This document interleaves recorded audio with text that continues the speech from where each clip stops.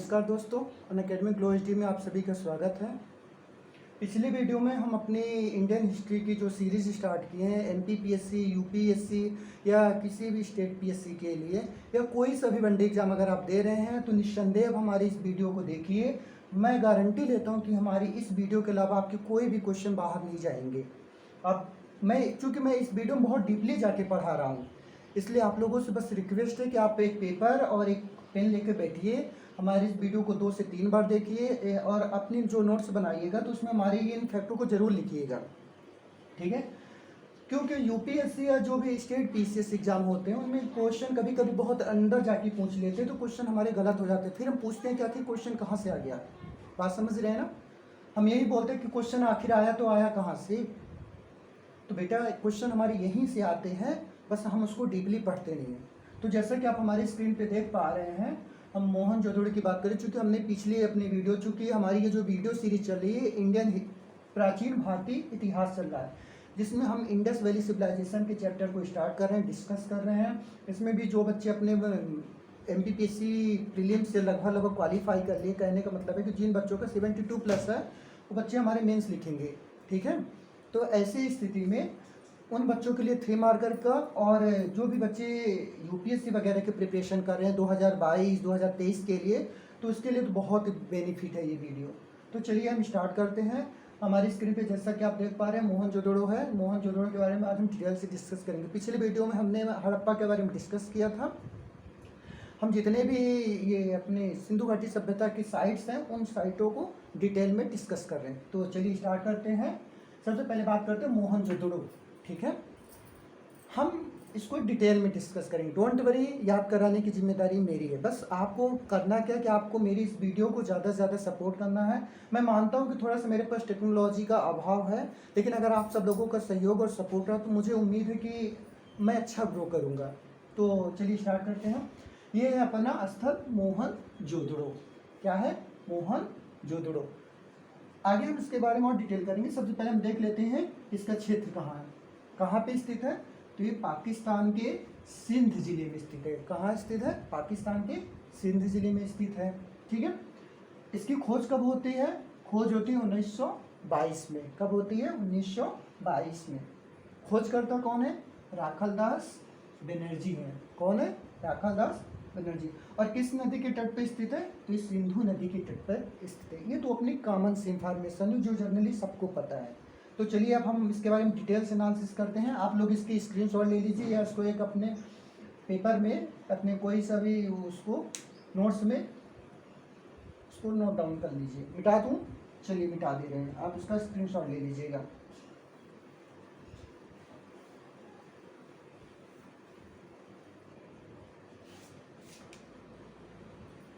बेटा आप जो इसको एक अलग से पन्ने में लिखिएगा।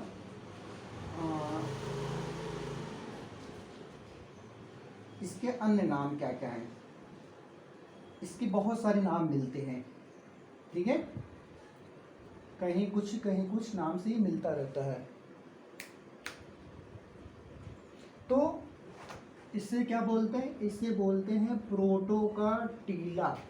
लिख लीजिए, प्रोटो का टीला। क्या बोलते हैं? प्रोटो का टीला। फिर क्या बोलते हैं? और क्या मिलता है?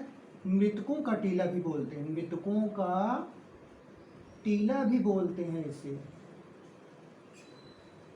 इसके अलावा क्या बोलते हैं? सिंध का बाग बोलते हैं। सिंध का बाग भी इसे बोला जाता है। इसके अलावा क्या बोला जाता है? मुर्दों का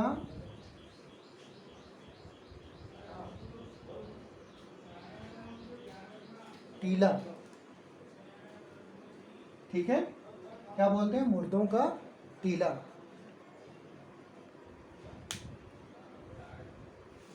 जस्ट एक मिनट।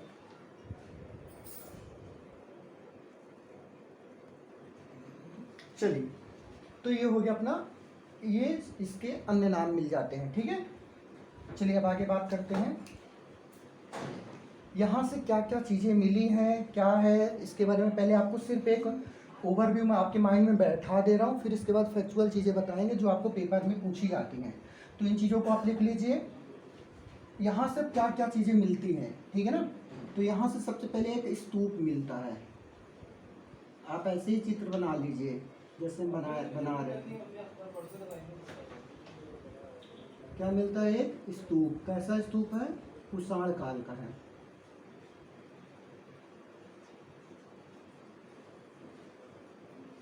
ये है कुषाण कालीन स्तूप, ठीक है, कुषाण कालीन स्तूप है।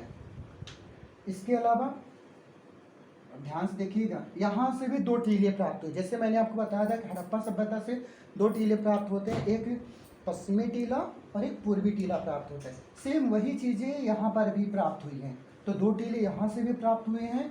एक टीला ये अपना बना दे रहा हूँ। दोस्तों बस आप लोगों से रिक्वेस्ट है कि आप लोग हमारा सहयोग करिए, हमारे वीडियो को ज़्यादा से ज़्यादा देखिए। अगर आप लोग सपोर्ट नहीं करेंगे तो भला हमारा मोटिवेशन कैसे जगेगा। हम आपके लिए और भी बेहतरीन वीडियो लाएंगे, क्योंकि मैं खुद यूपीएससी का स्टूडेंट हूँ। मैंने महसूस किया कि मैं कहाँ पे आके गलती कर देता था। कुछ ऐसे क्वेश्चन रहते हैं बेटा जो हम लोग अक्सर इसको इग्नोर कर देते, पढ़ते हैं लेकिन इसको इग्नोर कर देते कि चलो पेपर में नहीं आएंगे, ठीक है। तो इसलिए मैं आप लोगों से बोल रहा हूँ कि मैं जो भी चीज़ें बता रहा हूँ बहुत डिटेल में बता रहा हूँ, आप इसको गहराई से पढ़ते जाइएगा। ये टीला बना रहा हूँ। इस टीले के चारों तरफ हमने 6.1 मीटर मोटी, अरे भैया जैसे दीवार बनाते हो ना, दीवार को घेर करके एक मोटा सा, इसको हमने ये दीवार को मोटी कर दिया ताकि जो आक्रमणकारी वगैरह हैं इस टीले को पार ना कर पाए, इस टीले को तोड़ ना पाए, ठीक है। तो ये क्या हो गया, ये बुर्ज होम बना रहे, क्या बना रहे हैं? रक्षा प्राचीर। हमने इसके चारों तरफ एक रक्षा प्राचीर, एक दीवार, मोटी दीवार बना दिया है ताकि जो आक्रमणकारी वगैरह है वो इसको भेद ना पाए, ठीक है। इसके अलावा ये यहाँ पे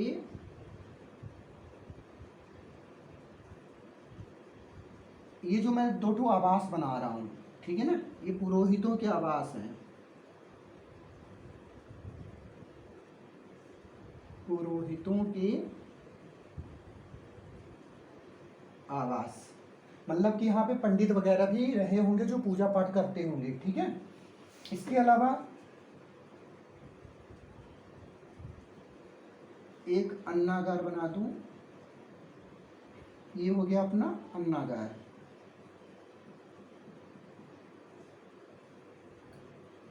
एक स्नानागार बना दूं, स्नानागार को चलो हम अलग से भी उस चित्र बना देते हैं। और ये एक हो गया,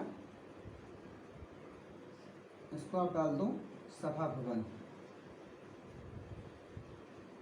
सभा भवन, ठीक है। तो ये टीला मैंने बना दिया है। इस टीले में ये हमारे क्या हो गए, एक टीला है, इसके चारों तरफ रक्षा प्राचीर की गई ताकि ये जो हमारे आक्रमणकारी वगैरह उनसे इसको सुरक्षित किया जा सके, ठीक है। कितने मीटर है? 6.1 मीटर है। इसके चारों तरफ ये रक्षा प्राचीर होने के बाद यहाँ पे ये पुरोहितों का आवास है जहाँ पे पंडित वगैरह यज्ञ पूजा पाठ करवाते थे। इसके अलावा ये सभा भवन है जहाँ पे सभा चलती थी, जो वो होते थे, क्या बोलते हैं, गणतंत्र होते थे, सॉरी माफ़ी चाहता हूँ, जो हमारे राजा महाराजा होते थे उनकी सभाएं लगती थी। इसके अलावा एक विशाल अन्नागार मिला है, ठीक है ना। क्या मिला है? अन्नागार मिला है। तो इसकी आप इतना चित्र बना लीजिए, फिर आगे एक चित्र और बना रहे हैं। चलिए ये तो ठीक है। आपको पता होगा कि सिंधु घाटी सभ्यता से एक बृहद स्नानागार मिला है जो कि हमारे मोहनजोदड़ो से मिला है, ठीक है। तो उसके बारे में आपको बहुत डीपली पढ़ने की ज़रूरत है क्योंकि वो अपनी सिंधु घाटी सभ्यता की एक बहुत अनोखी कृति है। इसलिए आप लोग ये चित्र बना लीजिए स्नानागार की, ठीक है। यहाँ पे एक कुंड है, कितने बाई कितने का है? 54 बाई 35 का है। एक 54 बाई 35 का एक कमरा है, कुंड टाइप का है। इसके बगल में कुआं है।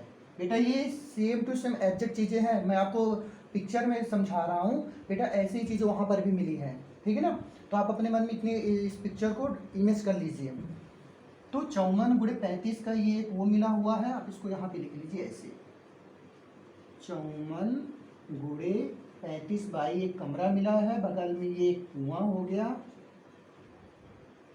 ये क्या हो गया, एक कुआं हो गया।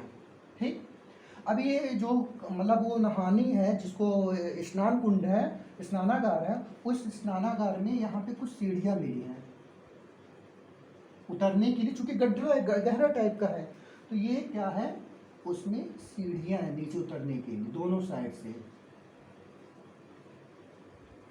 ठीक है, और इस कुंड में चूंकि पानी वगैरह गंदा हो जाता है, गंदा पानी निकालने के लिए तोड़ेदार नाली भी बनी है। अब इसको एक नाली बना दो।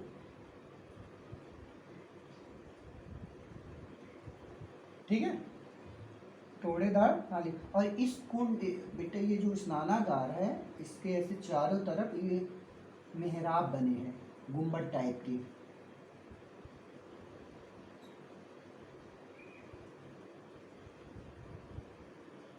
इतनी बात समझ में आ गई आप लोगों के?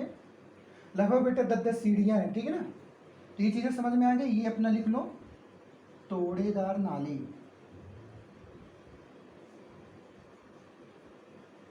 तोड़ेदार नाली।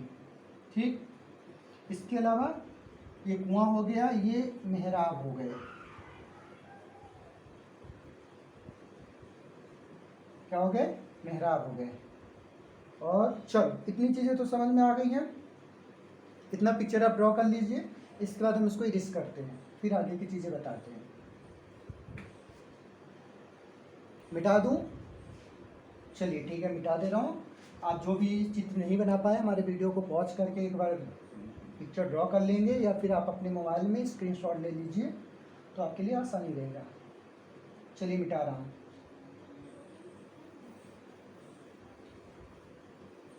अब इसके बारे में हम डिटेल से आपको बता रहे हैं कि ये तो चित्र वगैरह हुआ, ठीक है ना। आखिर अब इसकी कहानी क्या है? चलिए,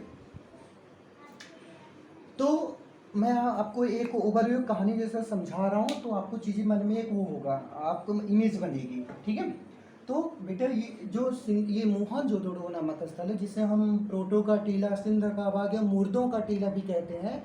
ये टीला हमारा पाकिस्तान के सिंध जिले में या फिर लड़काना जिले में, आधुनिक लड़काना जिले में सिंधु नदी के तट पर स्थित है। ठीक है ना, सिंधु नदी के दाएं तट पर स्थित है। लगभग 5 किलोमीटर क्षेत्रफल में ये हमारा मोहनजोदड़ो 5 किलोमीटर, इसका जो टोटल एरिया है 5 किलोमीटर क्षेत्रफल में ये हमारा मोहनजोदड़ो स्थित है। ठीक है, इसके अलावा इसकी खोज मैंने बता ही दिया। 1922 में राखलदास बनर्जी, जो कि जान मार्शल हमारे निदेशक थे पुरातत्व विभाग के, उनके निर्देशन में ये जाते हैं और लगभग 1922 के आसपास इसकी खोज करते हैं। ठीक है, अब यहाँ से भी 2 टीले प्राप्त होते हैं, 2 टीला, यहाँ से भी 2 टीला मिलता है। ठीक है, एक कैसा है, एक पूर्वी टीला मिलता है, एक पूर्वी और एक पश्चिमी टीला मिलता है। ठीक है, पश्चिमी टीला, इसको हम दुर्ग का टीला बोलते हैं। दुर्ग टीला हो सकता है ये राजा महाराजा के लिए किले जैसा हो, और ये पूर्वी टीला जो नगर का टीला है, नगर टीला, यहाँ पे निवास स्थल था लोगों का। ओके, मिटा दो इसको। चलो, तो यहाँ से 2 टीले प्राप्त हुए, एक पश्चिमी टीला जिसे हम दुर्ग का टीला बोलते हैं, और एक पूर्वी टीला जिसे हम क्या बोलते हैं, नगर का टीला। ठीक है ना बेटा, ये जो पश्चिमी टीला है, ये जो पश्चिमी टीला है, इस पश्चिमी टीले से एक विशाल स्नानागार मिला है। वो जो स्नानागार अभी हम बनाए थे, विशाल स्नानागार, वो जो स्नानागार हम बनाए थे, आपको यहाँ लिख के बता दे रहा हूँ।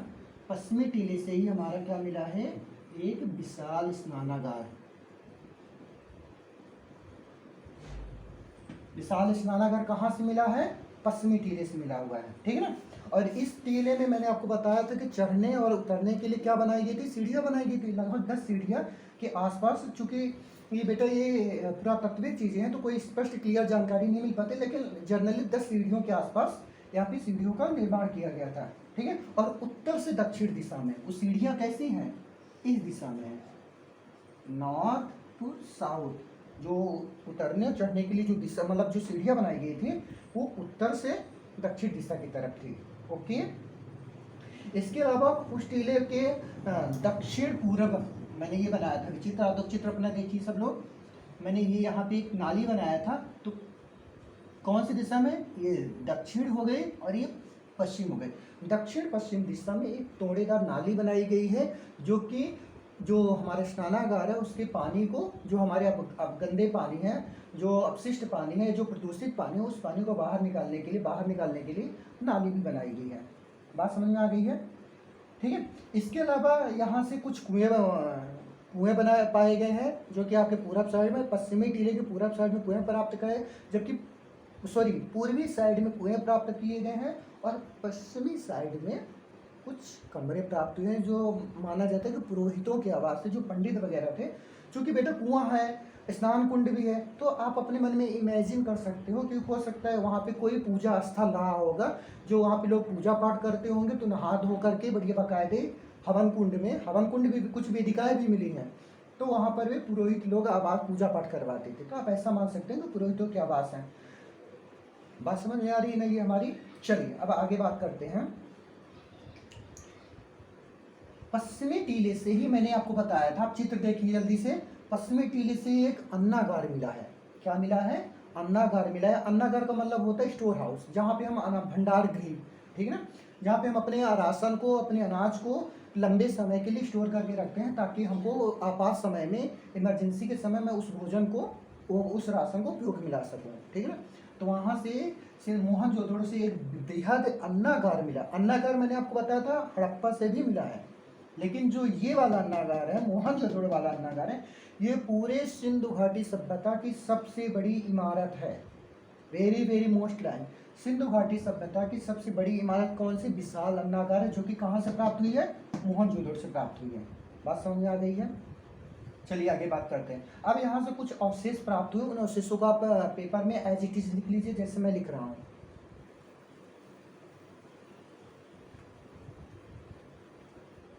चलिए यहाँ पे लिख लीजिए प्राप्त अवशेष।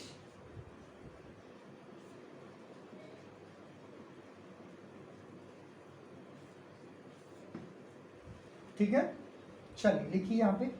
सबसे पहले क्या मिला, सूती कपड़ा मिला। यहाँ से क्या मिला है, सूती कपड़ा मिला है। आगे लिखिए, हाथी कपाल खंड मिला है। हाथी कपाल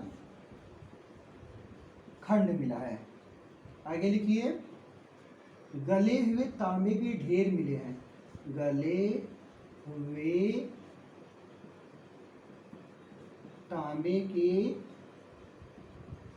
ढेर प्राप्त हुए। आगे लिखिए, घोड़े के दांत मिले हैं। घोड़े के दांत मिले हैं। बेटा आप ध्यान रखना, कहीं कुछ किताबों में ये लिखा जाता है कि घोड़े के अवशेष प्राप्त ही नहीं हुए हैं सिंधु घाटी सभ्यता से, लेकिन आपको ये जानकारी दे दूं कि जो घोड़े के दांत हैं वो मोहनजोदड़ो से मिले हैं। घोड़े के अस्थि पंजर वो कहाँ से मिले, सुरकोतड़ा से मिले हैं, ठीक है ना। सुरकोतड़ा से घोड़े के अस्थि पंजर मतलब एक ढांचा मिला हुआ, पूरी बॉडी मिली हुई ढांचा, और घोड़े के दांत कहाँ से मिले हैं, मोहनजोदड़ो से मिले हैं। तो आप अपने मन में बैठा के रखिएगा, घोड़े के अवशेष भी सिंधु घाटी सभ्यता से प्राप्त हुए हैं। घोड़े के दांत हो गए। इसके अलावा तराजू के पलड़े, तराजू के पलड़े, ठीक है। आगे लिख लीजिए,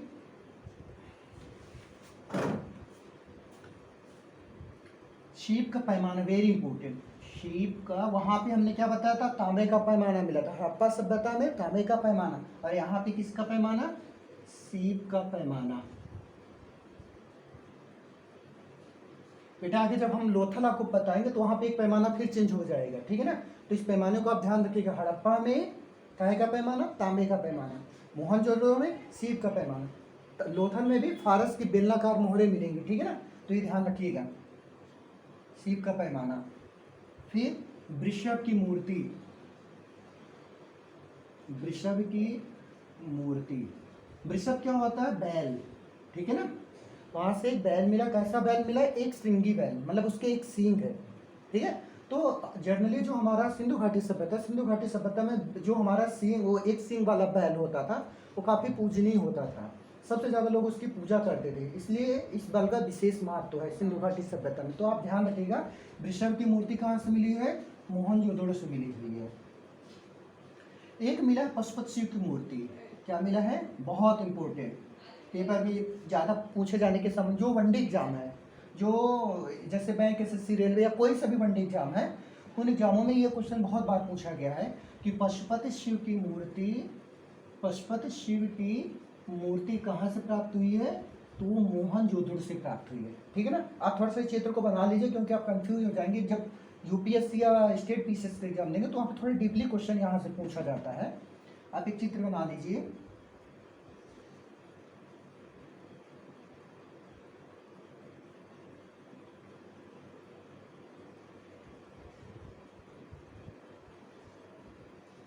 बेटा ये मैं एक रफली बना दे रहा हूँ, मान लीजिए कि पशुपति शिव जी हैं, ठीक है। आपको सिर्फ चीज़ें समझाने के लिए मैं ऐसा बना रहा हूँ, ताकि आपको चीज़ें माइंड से निकले ना। ये उनके हाथ हैं बेटा। एक पशुपति शिव की, मतलब जो एक मूर्ति मिली है शिव जी की, वो पशु के आकार की मिली, जो सिर है उसका पशु के आकार का है। और यहाँ पर इनके ये अपना कौन सा साइड हुआ? लेफ्ट साइड हुआ, ठीक है ना। तो इस साइड में आप इसको हाँ, यहाँ पे लिख लीजिए भैंसा, गैंडा,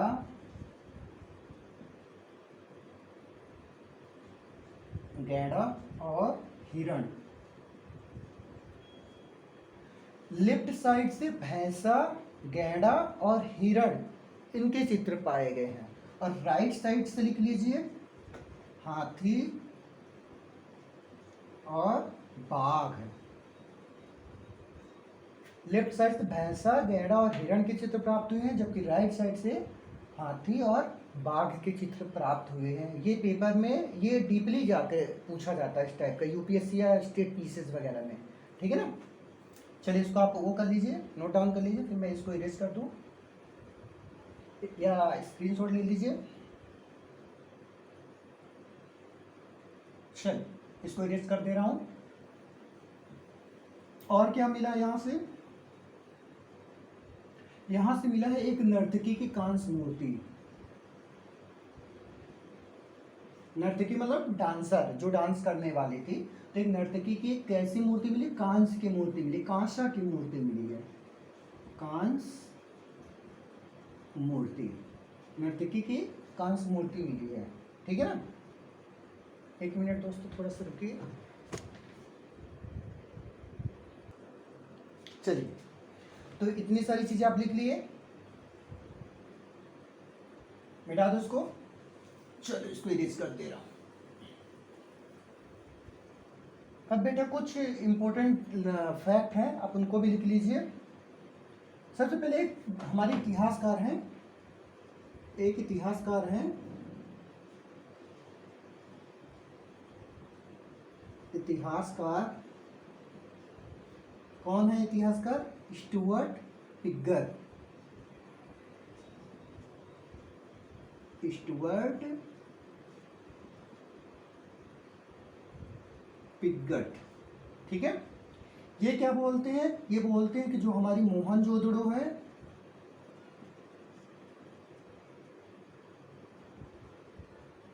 जो हमारी मोहनजोदड़ो है और हड़प्पा,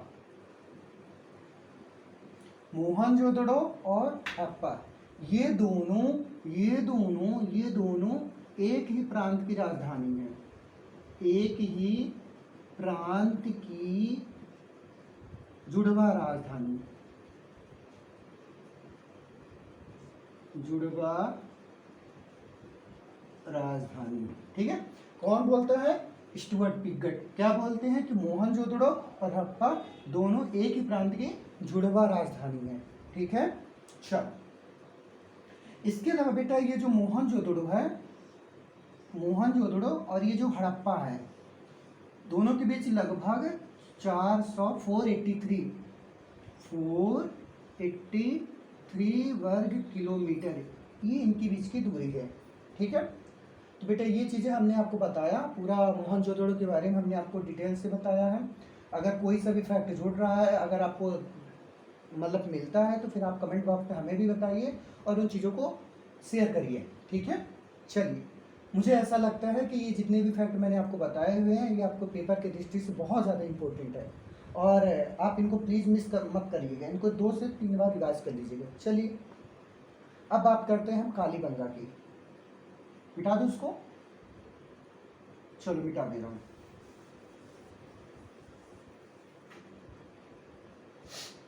चलिए कालीबंगा की बात करते हैं। तीसरा स्थल,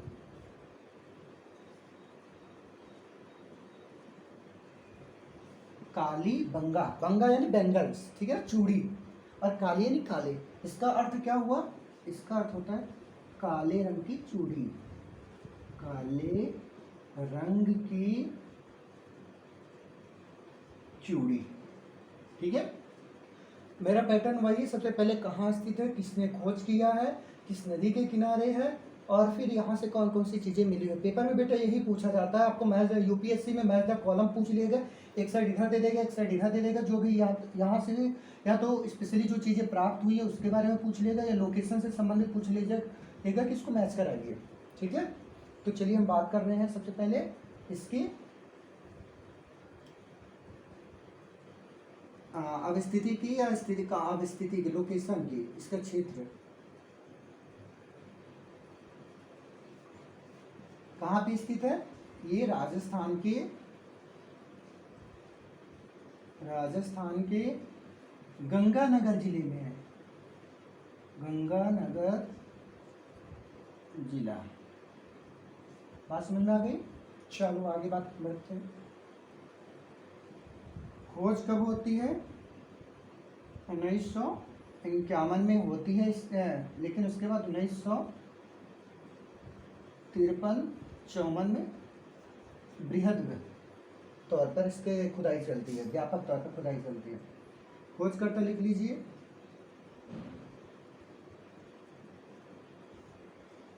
खोजकर्ता लिख लीजिए अमलानंद घोष। कौन है? अमलानंद घोष। कितनी चीजें लिख लिए? नदी लिख लीजिए, मैच करने के लिए आता है कि किस नदी के किनारे स्थित है, लिख लीजिए घग्गर नदी।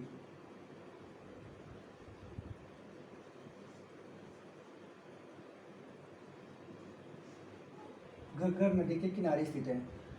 एमपीपीएससी मेंस वालों के लिए 3 मार्कर में आप उसकी अवस्थिति डाल सकते हैं, खोज डाल सकते हैं, खोजकर्ता डाल सकते हैं, नदी डाल सकते हैं कामा करके, और एक अवशेष डाल सकते हैं कि यहाँ से मेनली क्या मिला है। ठीक है ना, अवशेष आपको डालना अनिवार्य है।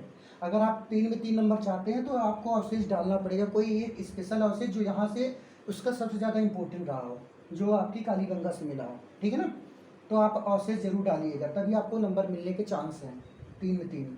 चल,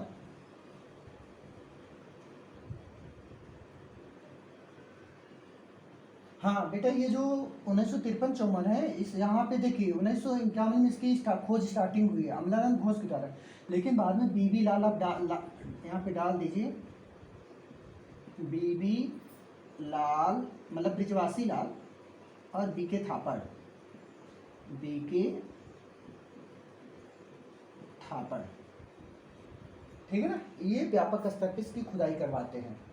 मिटा दो इतना, लिख लीजिए, फिर इसके हम अवशेष की बात करते हैं।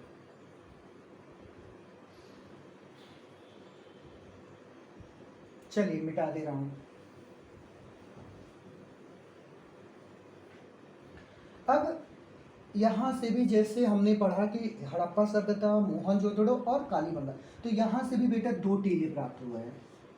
कालीबंगा से भी 2 टीले प्राप्त हुए हैं, पश्चिमी टीला और पूर्वी टीला। ओके, एक पश्चिमी टीला मिला है और एक पूर्वी टीला मिला है। बात वही है, पूर्वी टीला जो होता था वो नगर वाला टीला होता था जहाँ लोगों का निवास स्थल होता था, और जो पश्चिमी टीला होता था वो दुर्ग का टीला होता था जहाँ पे उनकी मतलब सैन्य वाली चीज़ें या जो चारों तरफ रक्षा प्राचीर की गई वो वाली चीज़ें आपकी पश्चिमी टीले में स्थित होती थी। ठीक है, चलिए अब बात करते हैं यहाँ से। तो कालीबंगा से भी 2 टीले प्राप्त होते हैं, और यहाँ पे अब जो अन्य अवशेष मिले उनको लिख लीजिए, जो वेरी इंपॉर्टेंट पेपर में आने के बहुत चांसेस हैं। तो आप लिख लीजिए सबसे पहले यहाँ क्या मिला है, एक जुता हुआ खेत मिला है, एक जुता हुआ खेत मिला हुआ है। ठीक है, क्या मिला हुआ है, मतलब एक हल है जिसको हम मतलब लांगल बोलते हैं, और एक जो किसान लोग, देखिए सिंधु घाटी सभ्यता में कुछ स्पेशल टर्मोलॉजी है, उनके बारे में हम लास्ट में डिस्कस करेंगे, जो यूपीएससी में सीधे सीधे स्टेटमेंट के तौर पे पूछ लेता है। तो स्पेशली कुछ वर्ड हैं उनके बारे में हम डिस्कस करेंगे। आप अभी सिर्फ इतना लिख लीजिए कि एक जुटा हुआ खेत मिला है, ठीक है ना, नहीं तो बाद में आप कंफ्यूज हो जाएंगे। ओके, चलिए, और ये जो खेत जुता हुआ मिला है, मतलब एक खेत है जिसको जोता गया है हल से, उस खेत से 2 फसलों को, ठीक है ना, 2 फसलों को, कितनी फसल ली जा रही है, 2 फसल ली जा रही है। कौन कौन सी 2 फसल है, तो आप देख लीजिए, एक है चना और एक है सरसों, 2 फसलें ली गई है बेटा। वो जो हमें साक्ष्य मिला है एक जुते हुए खेत का, वहां से 2 फसलों के साक्ष्य प्राप्त हुए, एक चने का साक्ष्य मिला है और एक सरसों का साक्ष्य मिला है, जो कि उस खेत से हमें कालीबंगा से प्राप्त हुआ है। ठीक है, तो सबसे इंपॉर्टेंट यही है, आप जो 3 मार्कर वाले बच्चे हैं एमपीपीएससी मेंस वाले, वो इस फैक्ट को जरूर लिख दीजिएगा, क्योंकि ये इसका इस पूरे स्थल का, कालीबंगा का सबसे इंपॉर्टेंट फैक्ट यही है कि वहाँ से जुता हुआ खेत प्राप्त हुआ है। ठीक है, चलिए, इसके बाद यहाँ से क्या हुआ है, एक बहुत इंपॉर्टेंट चीज़ है, लिख लीजिए, मिटा दो उसको। चलो, यहाँ से एक कब्र में 2 शव को रखा गया है, एक मतलब कब्र मिला है, कब्र, और इस कब्र में 2 शव को एक साथ गाड़ा गया है। ठीक है ना, 2 शव को एक साथ एक ही कब्र में दफनाया गया है। ठीक है, तो आपका पेपर में पूछा गया क्वेश्चन है डबल बैरियल या युग्म समाधान, आप ऐसा बोल सकते हैं, डबल बैरियल, या इसको बोल सकते हैं, आप हिंदी में लिख लेंगे तो ज्यादा बेटर रहेगा, शवाधान। युग्म समाधान के साक्ष्य कहाँ से मिलते हैं, तो हमें कालीबंगा से मिलते हैं। बेटा यहाँ हमने युग्म बताया, डबल बताया, अभी ट्रिपल बैरियल भी मिलेगा, जो कि कहाँ मिलेगा, लोथल में मिलेगा। तो आप इस फैक्ट को जरूर ध्यान रखिएगा, double barrier Kalibangan, triple barrier Lothal. Okay, सबसे इंपॉर्टेंट फैक्ट क्या था, यहाँ से जुता हुआ खेत मिला है जहाँ से गेहूँ सॉरी चना और सरसों, इन दोनों को उन 2 फसलों को साथ ले जाने का साक्ष्य मिला है। इसके अलावा युग्म समाधान का भी साक्ष्य मिला है। ठीक है, चलिए, इसके अलावा यहाँ पे संस्कार के जो हमारी रिचुअल होती हैं, लास्ट रिचुअल होती है, जो हमारे अंतिम संस्कार होते हैं, उनके बारे में बात कर लेते हैं कि यहाँ पे कैसी चीजें हो रही थी। ठीक है, तो यहाँ पे हम संस्कार देख लेते हैं, इसको आप ऐसे डाल दीजिए, अंतिम संस्कार। ये बेटा, ये पूरे सिंधु घाटी सभ्यता में जो व्यक्ति जब मर जाता था तो व्यक्ति के साथ जो संस्कार किए जाते हैं, अंतिम संस्कार किए जाते, वो पद्धति कैसी थी, ये पूरे सिंधु घाटी सभ्यता में कॉमन है। ठीक है ना, तो आप ध्यान रखिएगा कि इनके अंतिम संस्कार कैसे होते हैं।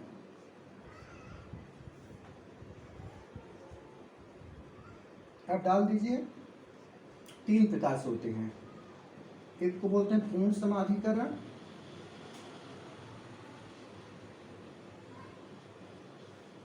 एक को बोलते हैं आंशिक समाधिकरण,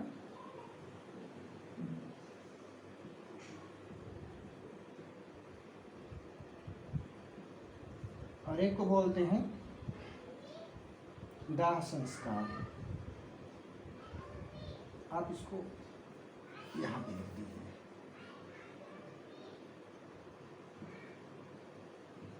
दाह संस्कार, और ये हो जाएगा आंशिक समाधिकरण। मानसिक समाधिकरण। ठीक है। सिंधु घाटी सभ्यता में संस्कार व्यवस्था कैसी थी? जो अंतिम संस्कार होता है उसमें पूर्ण समाधिकरण, दाह संस्कार और आंशिक समाधिकरण। ठीक है।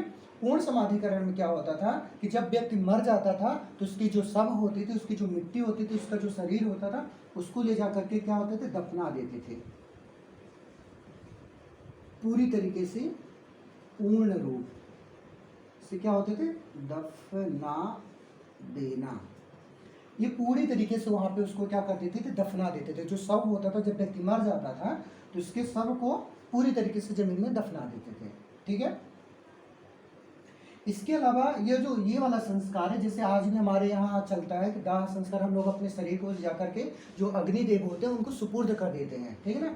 क्योंकि हमारा जो शरीर पंच तत्वों से मिला हुआ है, तो हम अपना ये जो शरीर मिट्टी बचती है, जब हमारी आत्मा निकल जाती है, जब हम मृत्यु को प्राप्त होते हैं, तो हमारा जो शव होता है उसको क्या कर देते हैं, अग्नि की सुपुर्द कर देते हैं। अग्नि की सुपुर्द मतलब अग्नि में उसको हम क्या कर देते हैं, जला देते हैं। और जो उसकी भस्म होती है, उस भस्म को किसी पवित्र नदी में, जैसे कि गंगा नदी, जनरली गंगा नदी, वहाँ पे ले जा करके हम क्या करते हैं, उस अग्नि को उस भस्म को प्रवाहित कर देते हैं, ताकि हमारी आत्मा को पवित्र पावनी जो नदी गंगा माँ है वो हमारी आत्मा को शांति प्रदान करें। ओके। तो दाह संस्कार में क्या है कि हम जो शव है उसको जला देते हैं। ठीक है। सबको जला देते हैं, जो प्रक्रिया हमारे यहाँ जो आप सब लोग देखते हो।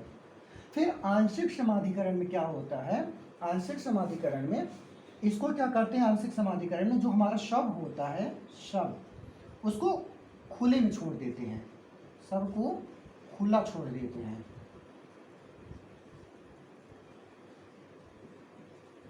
जैसे आज हम लोग अपने मवेशी वगैरह होते हैं, जिसके यहाँ गैया भैंस होती होंगी, वो लोग जानते होंगे, जो शव होता था उसको खुला छोड़ देते थे।